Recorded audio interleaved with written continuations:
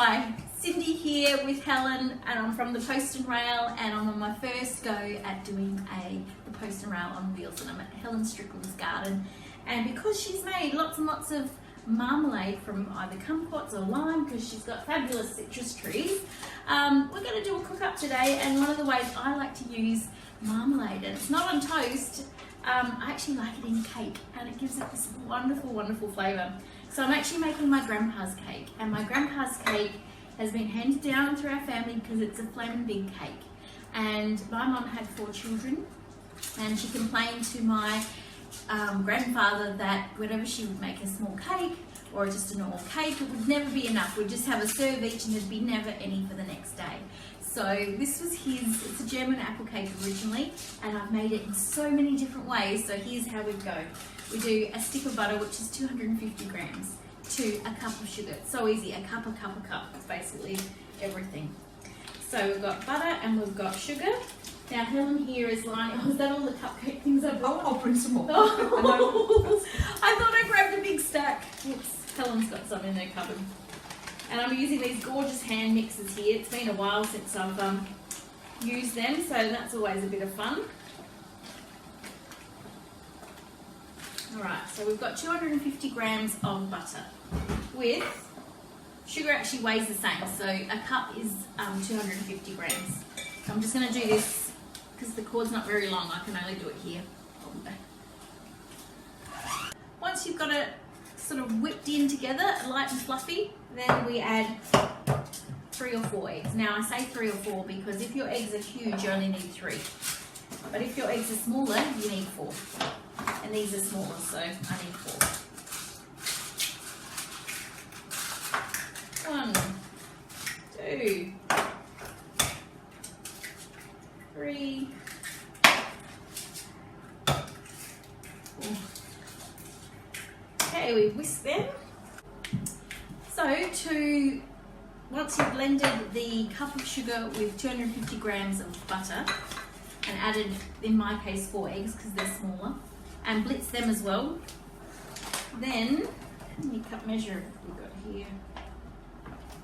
3 cups of self-raising flour.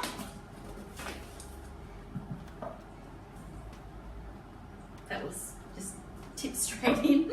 And I happen to know that it also takes, this is a buttermilk version of this cake. Now I use normal milk most of the time, or sometimes I swap yogurt. It's a very versatile one-off cake recipe that you can swap and change. So I actually know that that's going to take the whole 600 mils. We're making a big cake here. Low speed for this bit because I'm nearly filled the bowl. Now once you've mixed that sort of gently through, now's the time for the jar of marmalade, which Helen is letting me have. So we're going to use lime? Yes, please. This looks gorgeous. Right, just get a spoon. Sweet. Better taste it. Ooh. Oh, that's really good. Wow, wait. So I'm going to put this whole jar in. Yep. You said you've got lots of this, I've got right? lots. Right. I'm not surprised with all those trees out there. Right, so a small jar of marmalade goes in the batter. Now what this does is it helps cut the sweetness of the cake, but you get this lovely lime infused, is you get the exact measurement of a cupcake. So we've lined the cupcake tins, you scoop it up, there's no mess, look at that. It's great. Now while we've been baking, we've been preheating the oven to 200 degrees. Now if you've ever wondered why your cupcakes never have that mounded rise part, it's because your oven wasn't hot enough to begin. So I actually will turn it down to 180 once the cupcakes are in the oven, but you do lose heat. Well, we're going to need more cupcakes. It's a big cake, what can I say?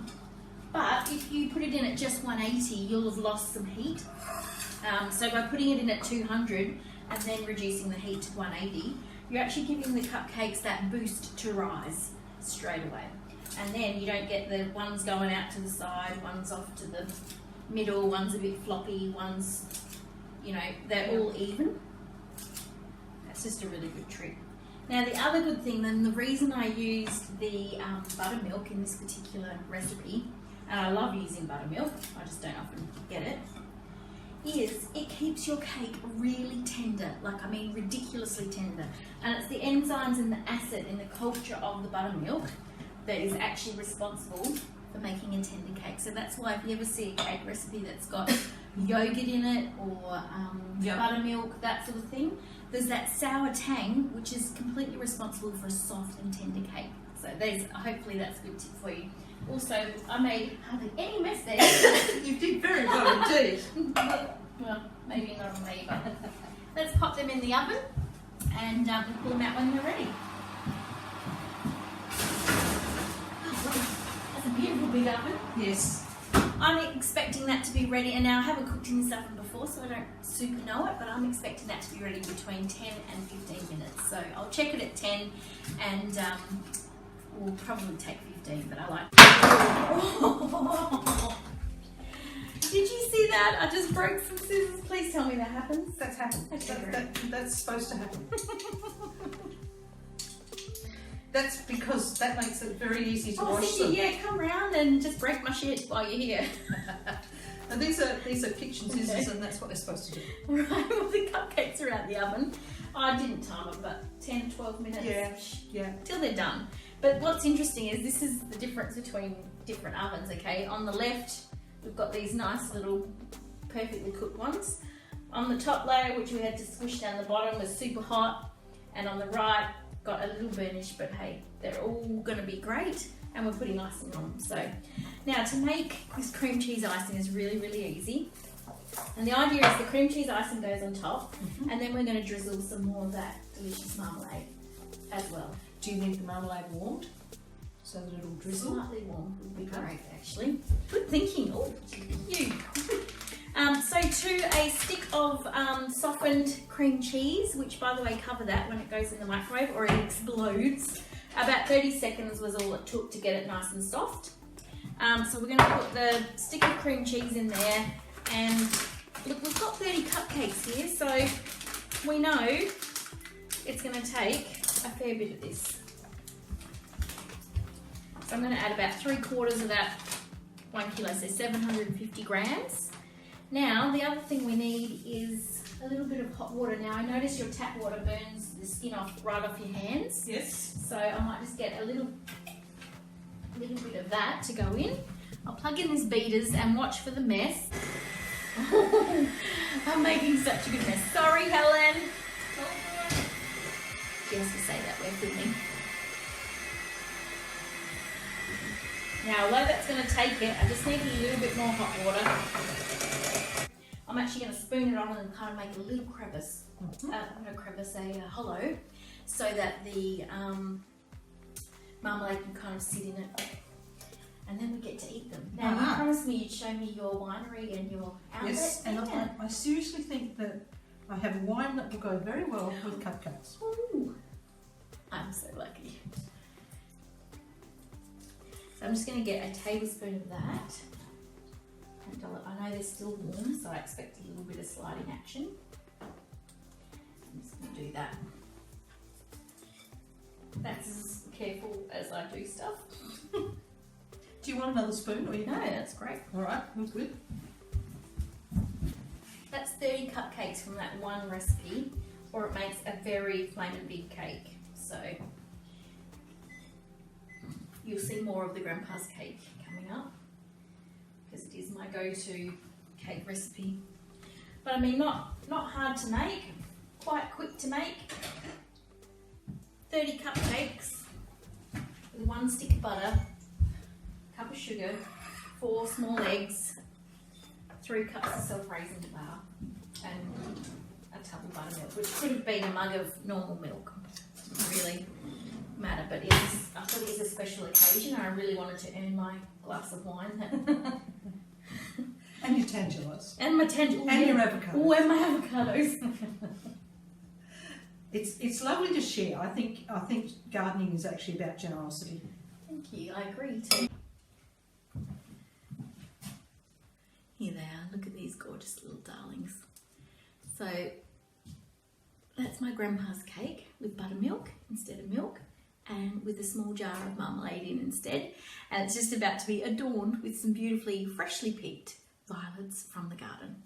And then I'm going to get some wine.